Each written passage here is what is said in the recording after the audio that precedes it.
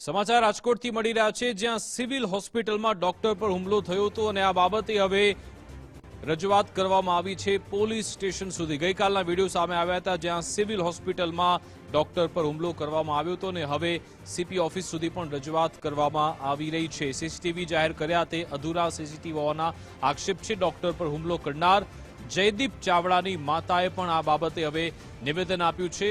તેમણે કહ્યું કે મારો દીકરો બ્લડ આપવા માટે સિવિલ હોસ્પિટલમાં પહોંચ્યો હતો।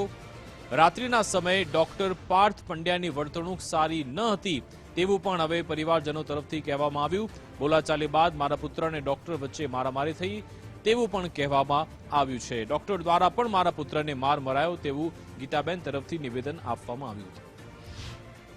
કોઈ લખીને ન આપ્યું, પછી પાછો જયદીપ છે ને પાર્થ સર પાસે ગયો કે સર મને બીજા કોઈ લખીને તમને હું રિક્વેસ્ટ કરું છું કે તમે ભગવાનના માટે ભગવાન થઈને બેઠા છો, તો એક માણસની જિંદગી માટે હું બ્લડ દે, મારે કોઈ જ હું તમને નથી ઓળખતો, હું પેશન્ટ નથી, હું એક સેવાની પ્રવૃત્તિ માટે સેવા માટે થઈને આવ્યો છું એમ। તો એને એવું કીધું કે તું અહીંથી વેતો થઈ જા, કે તારા જેવા તો રોજે કેટલા આવતા હોય ને કેટલા જતા હોય એમ। એટલે જયદીપે એને ઉશ્કેરાઈને એને ગાળાગાળી કરી, પછી બે સામે સામે ગાળાગાળી થઈ હશે। એમાં જે પાર્થ સર છે એને પણ કંઈક તીક્ષ્ણ વસ્તુથી એને મારેલો છે અને જેના એને બી મેડિકલ સારવાર મેળવેલી છે। એના રિપોર્ટ બી અમારી પાસે છે કે વહેલી તકે કોઈ પ્રોસિજર થાય અને ડોક્ટરના ફૂટેજ જે સીસીટીવીમાં ફૂટેજ છે એ લીગલી રીતે બધા ફૂટેજ છે વ્યવસ્થિત લઈને એનું ટૂંકમાં એનું વ્યવસ્થિત રીતે સ્પષ્ટીકરણ થાય એમ, નહીં કે ખાલી અમુક ટુકડાઓ લેવામાં આવે કે એવી રીતે ન થાય એમ। જે કંઈ છે તો આખા ફૂટેજ જોઈ અને શું બનાવ બન્યો છે એનું વ્યવસ્થિત સ્પષ્ટીકરણ થઈ શકે।